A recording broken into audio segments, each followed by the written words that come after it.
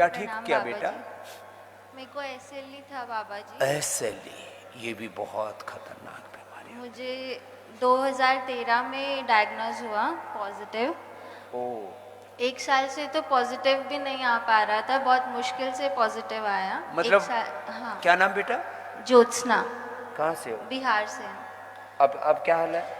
अभी almost 50% recovery पे है। पहले मुझे माथे पूरे बॉडी में गांठें हो जाती थी, एक्सेसिव माथे में तो बहुत ज़्यादा। एसएलई और एमएस दोनों ही बड़ी खतरनाक बीमारी है। और बहुत फीवर होता था मुझे।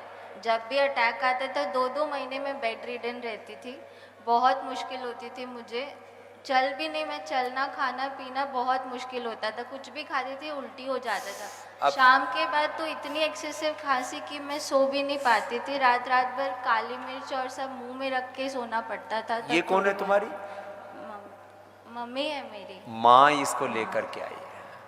अब 50% रिकवरी हो गई है। हम चौथी बार आ रहे हैं बाबा जी। अब इसकी बहुत तरह रिकवरी है। तू भी एक दिन 100% बहुत रिकवरी ज़्यादा लेकर के आई। रिकवरी है। चलो, अब खांसी खुशी बंद हो गई। हाँ। गांठ गोठ सब बंद हो गई। खास बहुत बहुत रिकवरी है। लास्ट टाइम हम लोग आए थे, इमरजेंसी में आना पड़ा था क्योंकि पूरी स्किन डैमेज हो रही थी। हाँ। पूरी स्किन में पूरा काला पड़ रहा था और पस वगैरह सब हो रहा था। पूरी स्किन काली और पस। और अब तो मम्मी आपको बहुत फॉलो करती है। हम छोटे से थे तब से फॉलो करती है। तो मम्मी ने थुअर का तेल बना के लगाया। हाँ, और वो कायाकल्प instant तेल अभी एडवांस बना दिया। यहाँ पहले थुअर डाल करके कायाकल्प तेल में पका के लगाते थे। तो उसके बाद से काफ़ी पूरा सूख गया घाव और हमें फिर जल्दी इमरजेंसी में आना पड़ा था। उसके बाद बहुत रिकवरी है, बहुत ज़्यादा बाबा जी। हमने कभी आज तक एक भी एलोपैथी की दवाई नहीं खाई। हमने जब पॉजिटिव आया था तब डॉक्टर ने एक स्टेरॉइड देते स्टार्ट हैं। करवा दी थी, बट हमने कभी नहीं ली। मम्मी आपको हमेशा से फॉलो करती थी तो हमने कभी नहीं ली ये दवाई। और उसकी वजह से आज मैं अभी यहाँ इतना खड़ी हूँ, नहीं तो मैं 2-2 महीने बेड पे रहती थी बाबा जी। जब भी अटैक आता था बहुत प्रॉब्लम्स होती थी मुझे। तेरी माँ कुछ कह रही है। बाबा जी सादर जय जिनेंद्र, वंदे गुरुवरम। गुरुदेव, इसको है ना टाइफाइड हुआ था, उसके बाद इसको वैक्सीन लगा दी गई। मैं आपके माध्यम से कहना चाहती हूँ सभी से कि वैक्सीन लगाएं भी तो पहले खूब सोच विचार कर लगाएं। बाबा जी, मैंने इसको बचपन से कभी एक एलोपैथी की एक छोटी सी मेडिसिन भी नहीं दी और मेरी परमिशन भी नहीं था।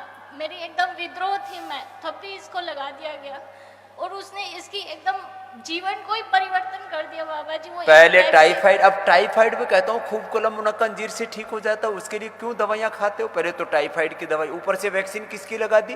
टाइफाइड की वैक्सीन लगाई। लो, ये वैक्सीनेशन ना, प्रॉफिट तो बहुत है इसके अंदर। पूरे वर्ल्ड में सबसे ज्यादा पैसा किसी के पास है तो इन ड्रग माफियाओं के पास। एक एक वैक्सीन 2-2 रुपए की बनाते हैं, 10-10 हजार की बेचते हैं। इतना उपद्रव मचाया कि मैं बता नहीं सकती। आज ये खड़ी है तो बाबा जी आपके पूर्ण प्रताप से खड़ी है, आयुर्वेदिक के प्रताप से खड़ी है। ऐसी सिचुएशन थी बाबा जी, नवंबर में तो मैं सिर्फ आई और मुझे इतना था कि आपके सानिध्य में और पूर्वा मैम जो बताएगी वैसे कर लूँगी और उसके अलावा मैं कुछ नहीं, मेरे को नहीं मिलेगा ट्रीटमेंट कोई बात नहीं। लेकिन बाबा जी फरवरी के बाद इसको ना तो एक फीवर है ना एक गांठ है, जिसमें गांठ इसके 12 महीना रहती थी और जब अटैक आता था तो ऐसा होता था कि बाबा जी कोई दूसरा देखेगा तो वो डर के मारे ये क्या हो गया उसको। सिर में तो इतनी गांठ रहती थी कि बाबा जी यूं नहीं कर पाती थी ये, और बॉडी का करवट भी मेरे सहारे से बदलती थी मैं कि उसका बॉडी का करवट। तो आज मैं ये जो ज्योत्सना खड़ी है और माँ का क्या नाम है बेटा तुम्हारा? शर्मिला जैन। शर्मिला जैन। तो मैं सबसे कहना चाहता हूँ कोई भी वैक्सीन मत लगवाना टाइफाइड की। क्यों?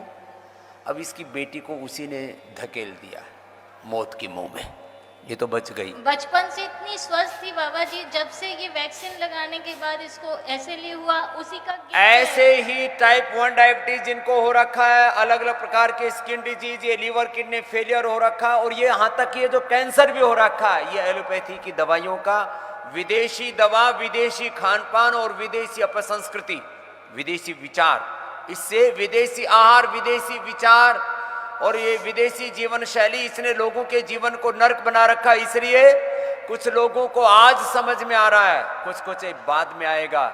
मैं कहता हूं, मैं देश को आर्थिक गुलामी, शिक्षा की गुलामी, चिकित्सा की गुलामी और ये वैचारिक जो गुलामी, आहार विचार वाणी व्यवहार स्वभाव में जो तुम्हारे गुलामी और आत्मग्लानि का भाव आ गया, इससे बाहर निकलो, नहीं तो कोई बचा ना सकेगा तुमको। और ये महर्षि धन्वंतरी ने हमको वो आयुर्वेद का अमृत दिया, उसकी कुछ ही बूंदें अभी तो मैंने धरती के ऊपर छिड़की हैं। जब ये पूरा अमृत फैल जाएगा सारे संसार में, तब ये कोई रोगों का जहर नहीं रहेगा। जोगों का जहर कहर बन करके बर्फ रहा। अब एक छोटे से रोग ने इसकी जिंदगी नरक बना दी। लेकिन बेटा तुम अच्छी हो जाओगी, बड़ा ऊंचा संकल्प है। ज्योत्सना तुम्हारा, तुम्हारी शर्मिला माँ का। आओ इधर आओ, आशीर्वाद लो।